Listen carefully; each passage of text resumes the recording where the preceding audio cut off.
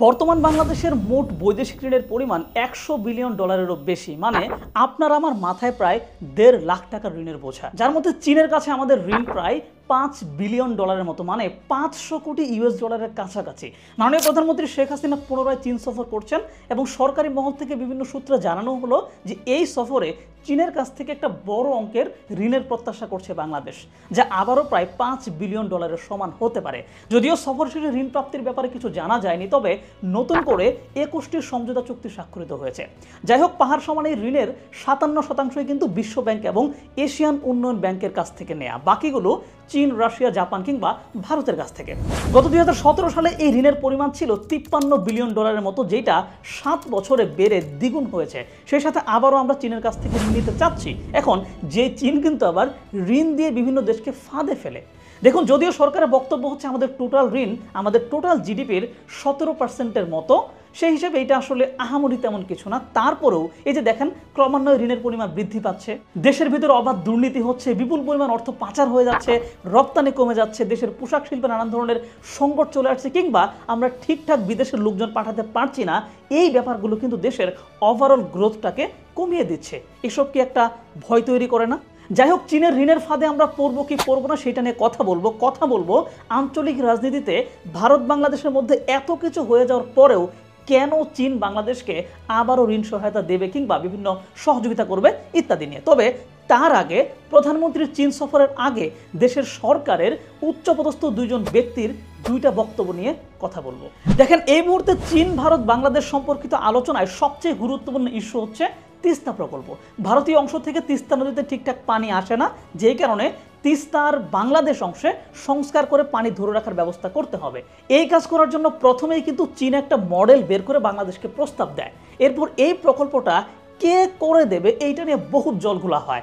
দীর্ঘদিন পরে এসে ভারত সরকারও এই তিস্তা প্রকল্প করে দেওয়ার ক্ষেত্রে আগ্রহ প্রকাশ করে। শেখ হাসিনা সর্বশেষ ভারত সফর শেষে পত্রপত্রিকায় মোটামুটি নিশ্চিতভাবে বলা হলো যে তিস্তা প্রকল্প ভারত সরকার করে দেবে। মাননীয় প্রধানমন্ত্রী শেখ হাসিনাও তার সংবাদ সম্মেলনে বললেন যে তিস্তা সমস্যাটা যেহেতু ভারতের সাথে, সেই ভারতে যদি প্রকল্পটা করে দেয় তাহলে তো ব্যাপারটা আরও সহজ হয়ে যায়, ভালো হয়ে যায়। তার মানে ভারতের সাথে একটা ফলপ্রসূ আলাপ শেষেই শেখ হাসিনা দেশে ফিরেছিলেন, এইটা কিন্তু বলাই যায়। সুতরাং তিস্তায় যে চীনের আগ্রহ সেটা আপাতত শেষ হয়তোবা, কিন্তু চীন সফরে আবার ভিন্ন কিছু হয় কিনা সেটাও কিন্তু ভাববার বিষয়। আমি আবার একাধিক ভিডিওতে কিন্তু বলেছি যে বাংলাদেশকে নিয়ে চীন ভারতের বিশেষ আগ্রহ আছে, সেটা ভূরাজনৈতিক, এবং তিস্তা কেন্দ্রিক দুই দেশেরই প্রবল আগ্রহ রয়েছে। সেই জায়গা থেকে বাংলাদেশ চীনের সাথে আবার তিস্তা নিয়ে কথা বলে কিনা কিংবা সম্পর্ক কোন পর্যায়ে নিয়ে যায় সেটার প্রতি কিন্তু নজর রাখবে ভারত। এইটা খুবই স্বাভাবিক একটা ব্যাপার। কিন্তু সেতুমন্ত্রী এবং ক্ষমতাসীন আওয়ামী লীগের সাধারণ সম্পাদক জনাব ওবায়দুল কাদের বললেন যে ভারত আমাদের রাজনৈতিক বন্ধু আর চীন উন্নয়ন সহযোগী। মানে রাজনৈতিক, ভূরাজনৈতিক কিংবা আঞ্চলিক কূটনৈতিক বিষয় যা আছে তা হবে ভারতের সাথে, আর চীনের সাথে এসব কিছুই হবে না, শুধু উন্নয়নের ব্যাপারটা হবে। আসলে এই বক্তব্যটা কাদেরকে উদ্দেশ্য করে বললেন তিনি কি বুঝাতে চাইলেন যে এই সফরে আসলে আঞ্চলিক রাজনৈতিক বা কূটনৈতিক প্রভাব ফেলে এমন কিছুই হবে না? কেন? একটা দেশের রাষ্ট্রপ্রধান আরেকটা দেশের রাষ্ট্রপ্রধানের সাথে সাক্ষাৎ করবে, এক্ষেত্রে তারা যে কোনো বিষয় নিয়ে কথা বলতে পারে, দেশের স্বার্থ রক্ষিত হয় এমন যে কোনো কিছু এখানে আসতে পারে। সেক্ষেত্রে আগে থেকে ঘোষণা দেওয়াটা আসলে কাদের জন্য? এটা কি আমাদের কূটনৈতিক দুর্বলতাকে প্রকাশ করে না? সেই সাথে কূটনৈতিক দুর্বলতার চরম উদাহরণ দিয়েছেন খোদ পররাষ্ট্রমন্ত্রী নিজেই। তিনি তার বক্তব্যে হুট করে বলে দিলেন যে প্রধানমন্ত্রীর চীন সফরে ভারতের কোনো আপত্তি নেই। আশ্চর্য ব্যাপার, আমার দেশের রাষ্ট্রপ্রধান অন্য দেশে সফর করবে, এতে তৃতীয় কারো আপত্তি থাকবে কেন? উনি ওনার বক্তব্যে ক্লিয়ার করেছেন যে ভারতের সাথে সুসম্পর্ক বজায় রেখে এগিয়ে যেতে হবে। হ্যাঁ, প্রতিবেশীদের শক্তিশালী এবং বড় হলে কিছু বিষয় মেনে নিয়ে এবং বজায় রেখে চলতে হয়, এটা আমি মেনে নিলাম। কিন্তু একজন পররাষ্ট্রমন্ত্রী যখন এমনভাবে বক্তব্য দেন যেখানে দেশের প্রধানমন্ত্রীর মুভমেন্টের উপর অন্য কোনো দেশের প্রভাব আছে কিনা এই বিষয়টা উঠে আসে, সেটা কিন্তু মানুষকে ভিন্নভাবে ভাবতে বাধ্য করে। এইটা একদমই কাম্য নয়। তো এবার চীনের প্রসঙ্গে আসি। বাংলাদেশের এই মুহূর্তে সবচেয়ে বড় উন্নয়ন সহযোগী হচ্ছে চীন। পদ্মা রেল প্রকল্প, রাস্তাঘাট, কর্ণফুলী টানেল ইত্যাদি নানান প্রকল্পে চীনের বিনিয়োগ এবং সহায়তা লক্ষ্য করা যায়। ইতিমধ্যে বাংলাদেশে চীনের বিনিয়োগ পৌঁছেছে প্রায় 7 বিলিয়ন ডলার বা তারও বেশি। সর্বশেষ চীন সফরে প্রধানমন্ত্রীকে আরও $1 বিলিয়ন সহায়তা দেওয়ার কথা বলেছে চীন।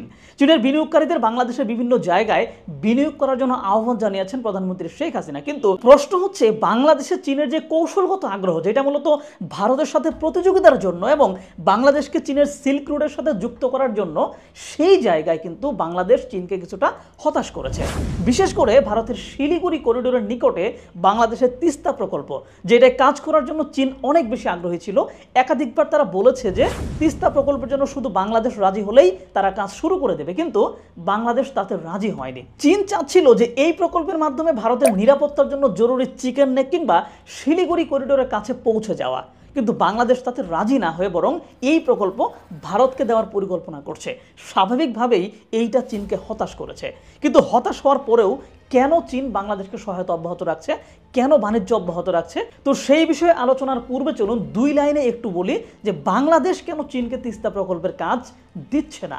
এই প্রশ্নের উত্তরে সবাই একযোগে বলে উঠবেন যে ভারতের আপত্তির কারণে। হ্যাঁ, ভারত যদি তার নিরাপত্তার জন্য হুমকি কিছু দেখে, সেজন্য তো আপত্তি জানাতেই পারে, কিন্তু সেই আপত্তি জানানোটাই কি একমাত্র কারণ? বাংলাদেশের পক্ষ থেকে কি কোনো কারণ ছিল না? ছিল এবং আছে। আমার উপর রাগ না দেখিয়ে কথাগুলো মনোযোগ দিয়ে একটু শুনুন। দেখুন, তিস্তা প্রকল্পে চীন যুক্ত হলে সেটা বাংলাদেশের নিরাপত্তার জন্য আরো বেশি হুমকি। কিভাবে? আপনাকে মেনে নিতে হবে যে পাশের দেশ ভারত আমাদের চেয়ে অনেক বেশি শক্তিশালী, যে কোনো মূল্যে সে তার নিরাপত্তা জোরদার করতে প্রস্তুত। তিস্তা প্রকল্পের মাধ্যমে যদি চীনের কলা কৌশলীরা চিকেন নেকের কাছে অবস্থান করে, তবে এইটুকু ধরে নেওয়াই যায় যে আঞ্চলিক রাজনীতির জের ধরে এই কলা কৌশলীর আড়ালে চীন এখানে সামরিক লোকজন নিয়ে আসতে চাইবে। তাদের গোয়েন্দা তৎপরতা বৃদ্ধি করে ভারতের 7 সিস্টার্সকে অস্থিতিশীল করে তুলতে চাইবে। এইটা ভারত কখনোই মেনে নেবে না। যদি চীনের এই বাংলাদেশে অবস্থানের কারণে ভারতে অস্থিরতা তৈরি হয়, তখন ভারত কিন্তু বাংলাদেশকে দোষারোপ করবে এবং এই জন্য আমাদের নিরাপত্তা আরও বেশি বিঘ্নিত হতে পারে। এমনও হতে পারে ভারত তার নিজেদের নিরাপত্তার জন্য আমাদের উত্তরবঙ্গের সীমান্তে মিলিটারি বেস স্থাপন করে নিল। এটা কিন্তু আরও বড় ধরনের হুমকি। এইটাকে কেন্দ্র করে আমাদের দেশের মধ্যে অস্থিরতা বেড়ে যাওয়াটাও অস্বাভাবিক কিছু না। এই কথাগুলো শুনে আমাকে ভিন্ন কিছু না ভেবে একবার একটু এইটা চিন্তা করে দেখেন তো, আমরা কি চীন এবং ভারতের চাইতেও বেশি শক্তিশালী? আমাদের রাষ্ট্র কি ওই রকম শক্তিশালী জায়গায় আছে কি না যে আমাদের যা মন চাইবে আমরা তাই করতে পারবো? একটু ভালো করে ভাবেন। যদি মনে হয় যে আমরা যা ইচ্ছা তাই করতে পারি না এবং আমাদের অন্যের উপর নির্ভর করে চলতে হয়, তাহলে উপরের বিষয়গুলো নিয়ে আর একটু ভালো করে চিন্তা করুন। এগুলো একটাও অযৌক্তিক কথা কিন্তু না। তো এবার বলছি, কেন চীন এত কিছুর পরেও বাংলাদেশকে হেল্প করছে এবং বিনিয়োগ করবে? কারণ রাজনীতি আসলে শর্ট টাইমের কোনো খেলা না। এইখানে অনেক লম্বা ভিশন নিয়ে মানুষ খেলতে নামে। চীন তার ঋণ প্রদান এবং বিনিয়োগের মাধ্যমে আমাদের ভেতরে তাদের যে কার্যক্রম এবং প্রভাব, সেইটা বজায় রাখতে চায়। ঋণ এবং সহায়তার চাপে অনেক কিছু আদায়ও করে নিতে চায়, মানুষের মুখে মুখে থাকতে চায়। যদি ভবিষ্যতে কোনো পরিবর্তন আসে, তখন তারা ফায়দা নেবে। আর বাংলাদেশও এই কথা জানে যে যত যাই হোক না কেন, চীন আমাদের সহায়তা বন্ধ করবে না। তাই সহায়তা নিতে ঠিকই আমরা চীনের কাছে ছুটে যাচ্ছি। তো এখানে একটা উদাহরণ দিই, ব্যাপারটা আরও ইজিলি বুঝতে পারবেন। দেখুন, মালদ্বীপে কিন্তু কিছুদিন আগেও যে সরকারটা ছিল তারা পুরোপুরিভাবে ভারতমুখী ছিল এবং এই জন্য কিন্তু ভারত সরকার মালদ্বীপে অনেক পরিমাণে বিনিয়োগ করেছে, এটা সেটা অনেক কিছু করেছে। কিন্তু দীর্ঘদিন যাবৎ ভারতের প্রভাব থাকলেও চীন কিন্তু সেখান থেকে সরে আসেনি, বরং অপেক্ষা করেছে। এবং অপেক্ষা করতে করতে একটা পর্যায়ে কিন্তু গত নির্বাচনে মালদ্বীপে যারা নির্বাচিত হয়েছে তারা আবার চীনপন্থী। এখন ভারতকে সেখান থেকে সরে আসতে বলতেছে। এখন চীন সেখান থেকে ফায়দা নিচ্ছে, কিন্তু ভারতও কিন্তু এখন সেখান থেকে সরে আসবে না, বরং অপেক্ষা করবে পরবর্তী সময়ে কখন আবার এরকম ঘটনা ঘটে যেখানে ভারত তার স্বার্থ আদায় করতে পারবে। তো এরকমভাবে রাজনীতিতে আসলে শেষ বলে কিচ্ছু নেই। যেখানে আমরা সাধারণ মানুষরা কোনো কিছু শেষ দেখি, সেখান থেকে হয়তো রাজনীতির যাত্রা শুরু হয়। তো দেখি আসলে যে চীনের সাথে যেই সম্পর্কের আমাদের অবস্থা এবং সাম্প্রতিক সময়ে যে প্রধানমন্ত্রীর সফর, এইটা আসলে আমাদের দুই দেশের সম্পর্ককে কোন জায়গায় নিয়ে যায় এবং সেটার প্রতিক্রিয়ায় ভারত এখানে কি করে, আমরা দেখতে থাকবো।